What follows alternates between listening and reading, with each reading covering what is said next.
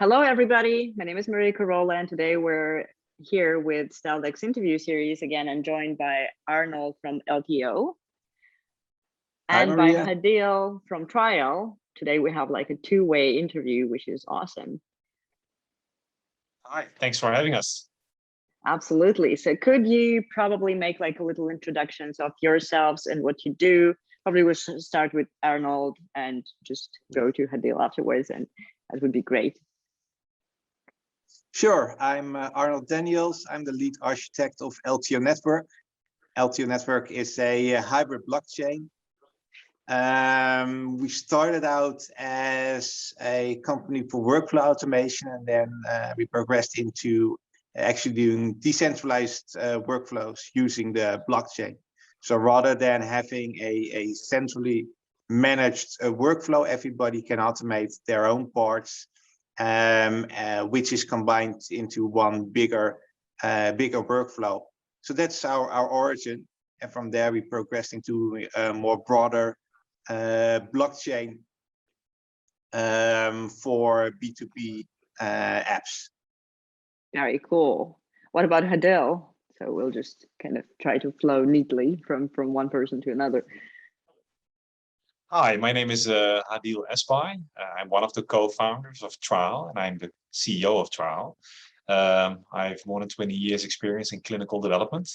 So that means dealing with all the aspects of getting towards and coordinating clinical trials. And at Triall, we're bringing so-called Web 3.0 to medical research by implementing blockchain and related technologies in clinical trials. And for those that may be not necessarily aware of what clinical trials are, but these are basically research studies that evaluate the safety and efficacy of new vaccines and therapeutics before they enter the market. And at Triall, our core mission is to streamline and secure clinical trials and accelerate the introduction of new vaccines and therapeutics into society. That should be very on point right now, because like trials are something everybody talks about right now with the pandemic. Yeah, for sure. So, we see. Oh, pardon, I interrupted you because like my sound is lagging a little bit, but just don't mind it. Please keep going. Yeah, so we see, the pandemic has really caused the whole life sciences sector to look at new and innovative and emerging technologies to make sure that they can continue, their activities, their preclinical and clinical activities, in a situation where, things were basically very different prior to the pandemic. And that we see that one of the emerging technologies is for instance, a blockchain, as that can help us to manage and perform activities from a remote setting, while we still add trust and transparency to a complex process like the clinical trial. So we feel that we really have the means and the momentum now to really introduce a new way of working. And so we are we're very happy that we are launching Triall at this day and age. So yeah, that makes a lot of sense. So probably for everybody watching the interview after it's been edited, it's necessary to kind of bring up why both of you are here for the interview. So Arnold, can you tell a little bit about LTO working with Triall, how it's all connected, and just why now? Yeah, so what LTO can bring is transparency for these trials. In this case, trust is really important, and you can make the claim that, okay, we're a company and we should be trusted by default, but in this day and age, we think that's no longer good enough. We see so many manipulation with data and things just shoved under the carpet, that being able to prove that, okay, we're behaving in an honest way is very, very important. Very important to build trust towards the general public. And LTO is kind of like a platform to do so, right? Yes, with LTO, with our platform, it becomes impossible to manipulate data afterwards. So you show the proof, and with that, people at any time can verify by themselves that the data they've received is genuine. So when we talk about LTO in general as the project and as the platform, what were the main kind of points of creating it, and what problems were you trying to solve? Not only with the trust verification and with trials, obviously, but in like this general idea. Yeah, if we go back to our origin, we had this centralized platform. However, organizations said, okay, we want to host our own data, but it's up to you to ensure the integrity of the data. But of course, that's very hard to do if the data is actually on somebody else's server and controlled by other parties. Then how can you ensure that integrity? So we solved that by adding a small layer of blockchain where you put in verifications of the data that you're actually storing. So you can prove that, hey, this data hasn't been manipulated, not by us or by any of the other parties. So that's really the origin of LTO.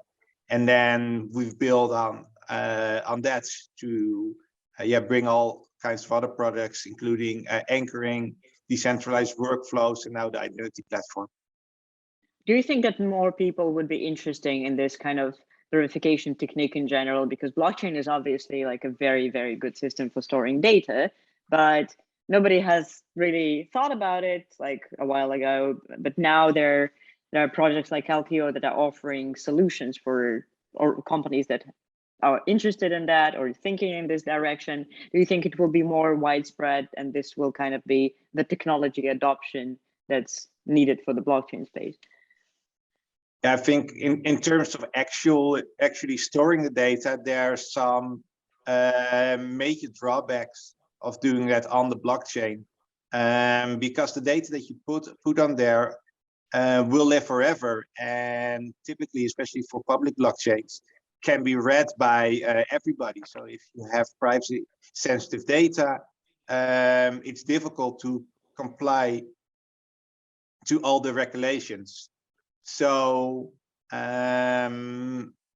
instead, what you want to do is you want to make sure that the data that's stored elsewhere, that's stored privately, can't be manipulated. So and that's what we do with anchoring. Oh, so right, you're ensuring that the data cannot be like changed or added something or deleted something, right? Once the data is shared, then you can verify, okay, is this the actual data that was generated at some point in time, or has it been manipulated afterwards? That's a smart way. That could be useful for governments in the voting system, for example. Yeah, there are all kinds of places where this is very useful, just to add a layer of trust. Yeah, obviously. Hadil, talking about medicine and medical trials and all this kind of technological breakthroughs in medicine, what can you add to kind of this blockchain adoption thing? So how does Triall actually implement blockchain in the field of medicine? Can you tell us more about it? Yeah, so we see blockchain having specific attributes that are really useful to solve some of the industry pain points that we see in the life science sector or clinical trials specifically. So exactly what Arnold is saying, the lack of trust, the fact that data is scattered, the fact that there are many stakeholders that all buy into one process, the fact that we're dealing with studies that study the safety and efficacy of medicine. So you want to be sure that the study data, you can rely on it, and that it's reliable, and that you can exactly control who has access to which data sets and to which level. So we feel that blockchain can help us to basically achieve two main goals. One is to promote the integrity and auditability of a clinical trial, and also to enable secure connections between the many systems and parties that are involved in clinical research. And for us, that has led to our first product, which is a blockchain integrated document management solution that enables users to create verifiable proof of the existence and integrity of their clinical trial related documents using blockchain. And I'm very excited that we will team up with LTO and integrate our first product with LTO Network, enabling research professionals to anchor their data. And then, of course, you have to distinguish between on the chain logging, and off-chain logging, based on what is, sensitive data versus what is not. But we really think that is something that will really help us to support our proof of concept that indeed the day-to-day issues that some of our clinical trial stakeholders face, that we can effectively and efficiently mitigate them or deal with them using blockchain. And I just want to mention that we have several clinical trials lined up that will leverage the LTO network, including COVID-19 studies, in sort of early stage clinical trials, really at the beginning of a clinical trial, but also a later stage clinical trials. For instance, a big study where we study medicine in the female health therapeutic area. And besides that, we're certainly also looking to further explore usability of decentralized identity solutions that LTO has a very good capability in to support the build out of decentralized identity and access management layers that will help us to really integrate different data lakes and data repositories, because we see that this is really a big problem. Many groups, research institutes or commercial groups like biotech or pharma companies, they all still are operating within their own silo. And we feel that blockchain can really help the interoperability aspect for the benefit of all, hopefully. That's great. I have one more kind of noob question. I hope you forgive that one. As from the point of the end user, like a person getting the vaccine, for example, like I got my COVID-19 vaccine like quite recently, so that's very like relevant information. Obviously, you do some research prior, like what vaccine should I do? Is it good? Is it kind of trusted?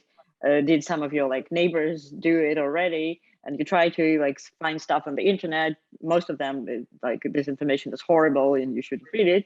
But will blockchain kind of this verification and trust help the end user like myself, for example, a person who wants to get the vaccine or some kind of like a medical, like a pill or something like that? Will it help get verified information? I think it does. The thing with blockchain as an emerging technology is it is very difficult to exactly pan out how we will use it within the coming decade, right? It's just very difficult because it's new and we're only learning and implementing the attributes that we think are useful. But to answer your question a little more directly is, we want that the society has trust in the data that is generated, because that has huge socioeconomic implications. You see that with lots of sensical but also nonsensical information being shared about things that are not true about medicine or therapeutics in general. So we feel that if we can prove that we can add trust and reproducibility and transparency in how data is being generated, meaning that we know who generated the data, were they qualified, right? Did the regulatory authority or ethics committee look at the study protocol before it was submitted or before the first people were actually tested as part of the clinical trial life cycle?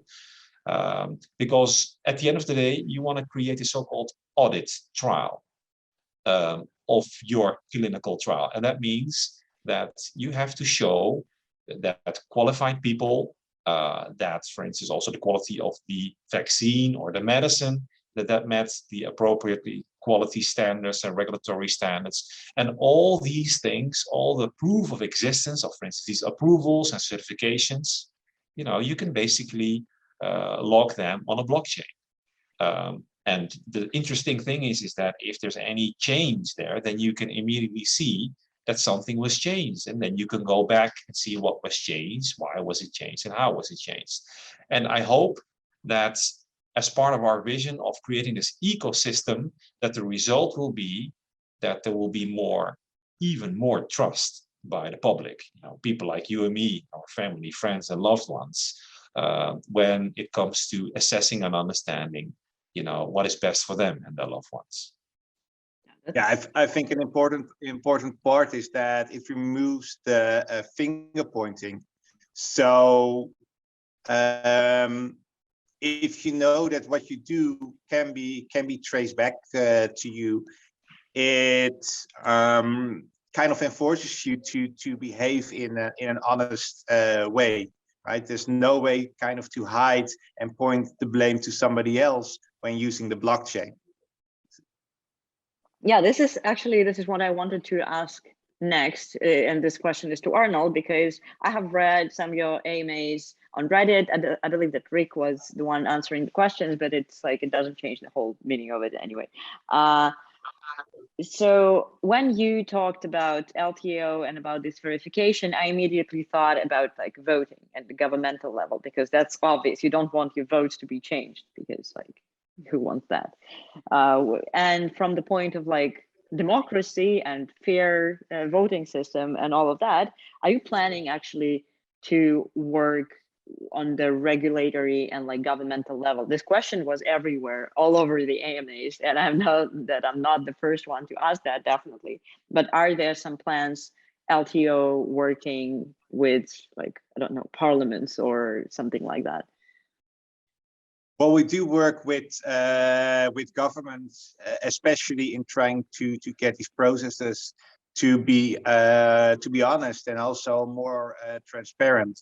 Because typically, well, fraud, of course, is one part of the problem, but often things just go wrong because nobody knows who's doing what and where the responsibilities are. So with our decentralized workflow solution, we can actually bring a solution for that, where every stakeholder understands what the process is and where in the process we're now. So yes, we're working with governments on that. When it comes to things like voting, well, you have the added difficulty that you really want privacy, and privacy to the maximum level. So it's sometimes difficult to combine transparency with privacy. You never want somebody else to be able to find out in any way how you voted.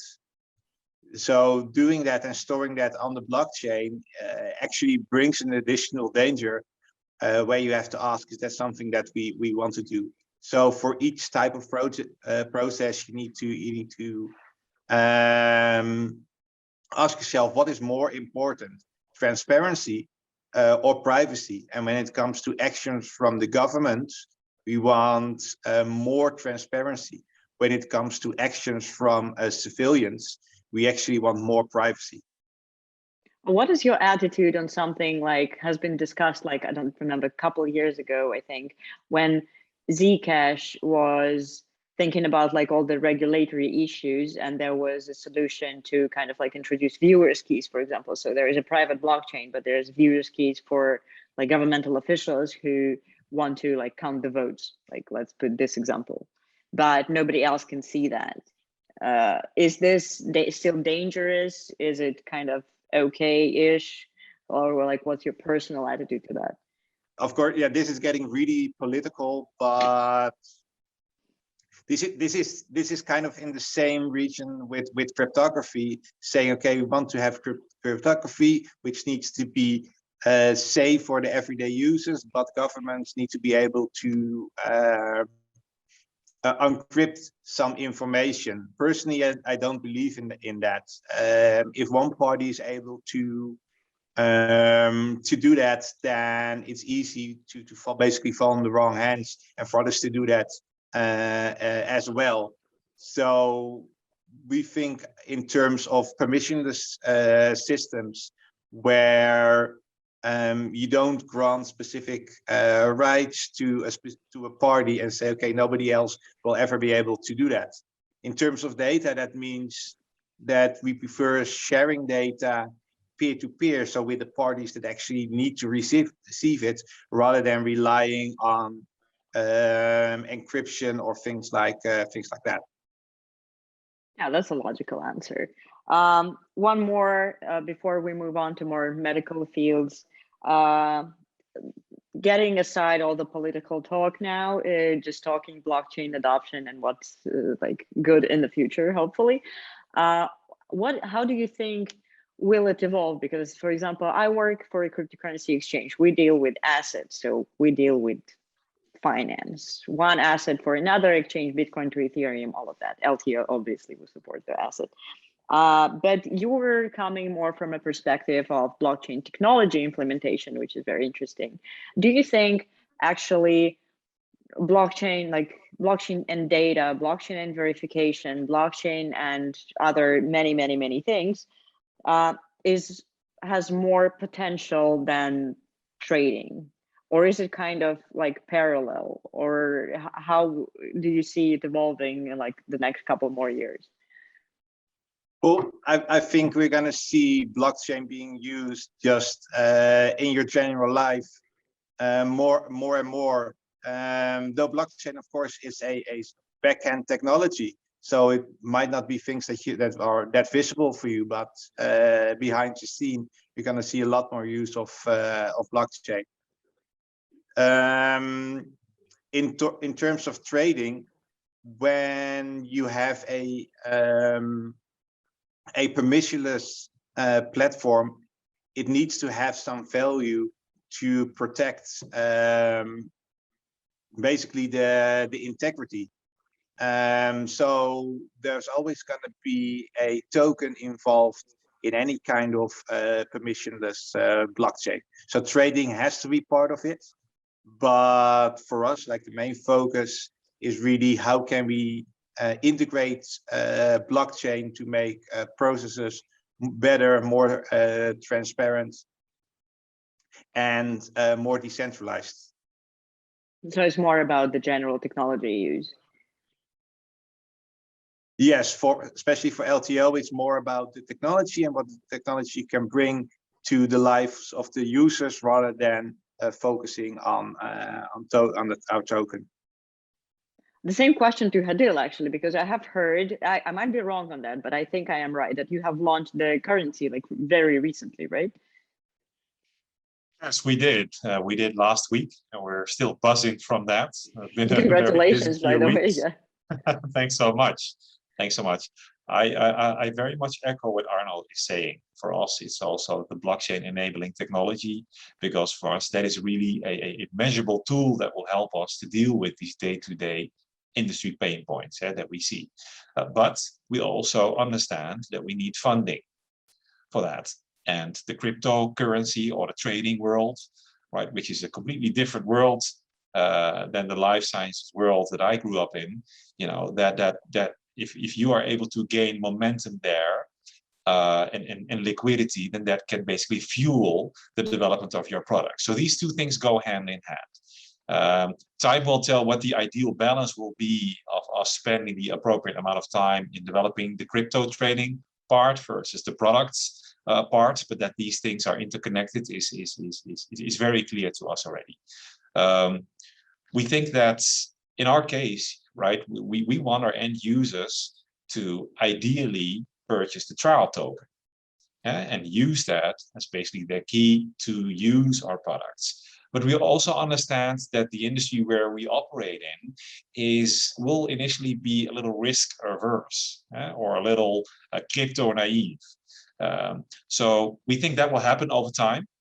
But initially, you know, we just want to get the best products out there, use them in a growing number of clinical trials. And then we think that information, you know, that credibility that we build on that end will then loop back to the crypto community, showing, you know, momentum, traction, and then these two finding some level of synergy at some point. But it's very difficult to predict how this will actually or exactly will pan out. So you kind of believe more in the system, like use case first than the token? In our case, yes, because it's you know, it's a complex and lengthy, a long-term vision that we have. but we appreciate and understand the value of cryptocurrency as being an enabler, as being a factor that can speed up development. If the value of your token is organically or disruptively growing with the life cycle of your products. And that's what, of course, we try to keep in mind in everything that we do. That's a very, very refined and understandable answer.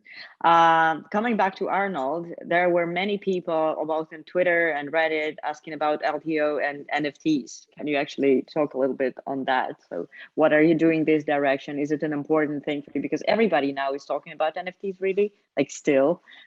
So have you managed to jump on this bandwagon, and how did it look like? Yeah, well, this is giving you a little bit of a sneak preview, because this is kind of a focus also for our next roadmap.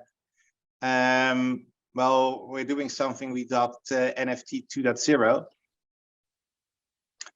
because the problem with NFTs now is, while ownership is on-chain and is decentralized, the actual assets, may it be a image or a music file, that's still stored centralized.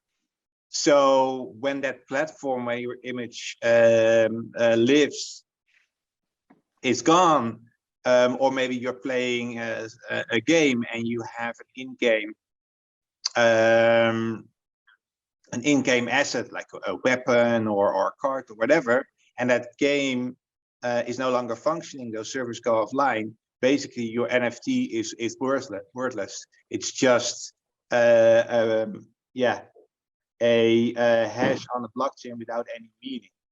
So we're looking at how can we change that, because of course LTO Network is focused on storing your data locally and sharing that peer-to-peer. So we can actually apply that for NFTs.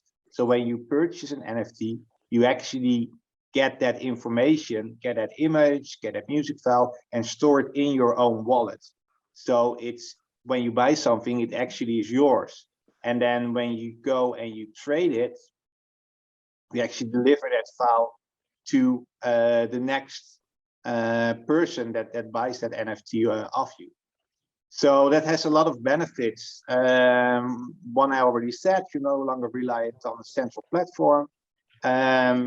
Additionally, you can also think of keeping your data more private, because it doesn't need to be shared with everybody. It just needs to be shared with basically the person that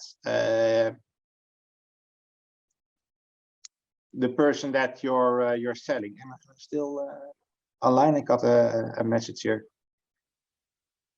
You still hear me? Yeah, everything's okay. Okay, I got a message from Zoom. So yeah, to reiterate, so what we do is two things. First of all, it's about storing your information locally, so you don't rely on a central server to be online. Additionally, you can keep data more private, because you don't need to share it with the world. You can just share it with the next person that purchases the NFT of you. Actually, never heard about what happens after the platform goes down and with it go your NFTs, which is a sad point, obviously. And I interrupted you, so please continue. Yeah, no worries. But yeah, in that case, if the platform comes down, then your NFTs are basically worthless. You still have that token, but it can no longer be rendered. It can no longer be used. So it's really reliant on that centralized platform, and that's really where we want to take our solution with storing data locally. Where you say, okay, you really, with NFTs, you really don't no longer rely on any kind of centralized platform. Yeah, that makes sense too, because this is something that people probably who have purchased NFTs and all this craze now don't really think about, that this NFTs actually belong somewhere, and it's not necessarily like exchange. It can be a game, it can be something else. A question to Hadil now. Do you think that NFTs will also be useful in medicine or in trials, or not so much? I'm not sure about that. It's not something that we've looked at. It's not something within our immediate roadmap, so to speak. So I'm not sure if NFTs and would add value, within clinical trials over time. Maybe a little too soon to tell. Yeah, like not everything at once, but everybody's talking about NFTs for like months now, so I have to ask this question. Sure. Okay, talking about the future and the development and the roadmap, because that's something that people want to hear as well. The question to Arnold now, like, what can you tell? You already gave us a little sneak peek at what you're going to do with NFTs. What about the general kind of progression, and what more like interesting things we're going to see from LTO in the foreseeable future? Yeah, we have so much on our roadmap, but I can tell the most important parts. So we want to do more with verifiable credentials. Currently, that's part of the decentralized identity solution, but you can do so much more with it. For instance, what we said earlier, you can use it for NFTs. But we want to use more generally in terms of sharing data. So sharing personal data, sharing company data, sharing measurements, etc. You can embed it as a verifiable credential. So when another person receives it, they can just verify, okay, is this, what did I get? Was it actually issued by a party that I trust? So we want to do a lot more with that. Another thing that's a little bit further down the roadmap is collaborative decentralized applications. What we can do with LTO is share information peer-to-peer. So applications that run on different nodes can actually collaborate and pool data together. And we're already seeing some interesting platforms that do that, like the Graph, for instance. But what we're seeing is that every type of these solutions basically are built from scratch, while the underlying solution is always the same. So as LTO Network, we want to build that base platform, so it's easy for you to build your own the Graph-like solution. Oh, that's awesome. If you could share some more information on that, if there is already information on that, we'll be happy to also include it kind of in the informational like little thingy under the video. I have no idea how it is called. Forgive me for that. I think it's called video description. Yeah, this is not my day for putting words together. Now the same question to Hadil, not about the video description, obviously, but about the future and the plans and what's exciting and what's coming to Triall. Yeah, so we see, to summarize, I think 4 emerging key concepts and long-term trends that we would like to buy into or to support. And that's, first of all, so-called decentralized and hybrid clinical trials, where not only one party is owning or managing all processes, but this is in a hybrid or decentralized manner. A lot of activities are already happening. This is a very buzzing field, and we feel that this approach should definitely be a part of the trial ecosystem. We also see automation, the use of AI, personalized medicine as an emerging concept. And if you translate that into how we see these things, then we see that these concepts have a few enablers that we're really building. And that is with the help of LTO, for instance, secure exchange of patient and sensitive and confidential data, blockchain secured, auditability, identity and access management, but also integration of other tools and systems that are currently out there. We see a tremendous amount of innovation. Some are blockchain enabled technologies, some are more smart digitalization approaches. And we would like to invite everybody, we'd like to so-called transform our competitors into collaborators by inviting everybody to have their innovation as part of the Triall ecosystem, because we think that building one product is not really, a good attest to our vision. It needs to be a series or an ecosystem, or we call it a multi-sided platform that will really be able to make a difference. And we've now started with our first product, which is, I mentioned, a document management system. The next product will be a so-called clinical trial management system. So basically a system that is pulling specific key performance indicators from underlying data sources and presenting this in a dashboard-like manner, where you can, for instance, track the number of participants that you have in a clinical trial, where you can, for instance, track the number of adverse events or side effects in a clinical trial. You can, for instance, also track status of smart contracts, for instance, participants being reimbursed for the travel to come to the clinical trial site. So there is a lot of pretty useful and also cool things you can do in this dashboard. So that's the second thing that we'll be building seamlessly with the filing system.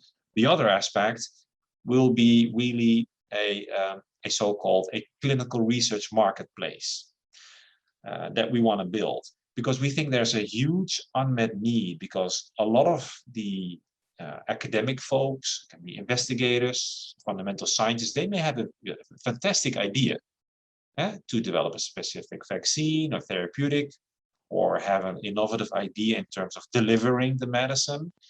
But for them, it's very difficult to then, go out and conduct a clinical trial. They don't have the infrastructure, maybe, they don't have the knowledge, they don't have the funding. And we want to build this ecosystem for these, these groups to have all the tools that they need to plan the clinical trial, to make sure that quality and patient safety and integrity is safeguarded, and to also make sure that commercial entities can also participate in it, so that they also see this as a credible way of managing a clinical trial. So it is quite an encompassing view that we have. For now, we're still very excited that we launched last week. But be sure to be looking out for some pretty exciting developments and announcements over the coming weeks. We're working very hard on that. You can count on that. Thank you very much. And to wrap it up kind of neatly, I want to ask Arnold to say a couple famous last words to those who are just starting off in cryptocurrency, because mostly these interviews are for them, who want to learn about new projects, what's interesting, what's coming. What do you think is important for everybody who just starts in crypto? What should they kind of prepare for, or what should they do to gain more information and learn? So from your personal experience, what's the right way? I think, when you're starting out in this crypto world, it can be quite overwhelming, especially now there's so many different projects with different approaches. So definitely, look into projects and follow what you believe. Don't try to just chase the hype. There are just a lot of interesting things going on and going out there, and you should really dive into the subject and learn as much as possible. That is very heartfelt. Thank you very much. Do you agree with this, Hadil? Do you have something to add? Yeah, totally. And only invest what you can miss. Yeah, that's a good advice as well. So today we're having a little bit of a shorter series because unfortunately we're kind of restricted on time.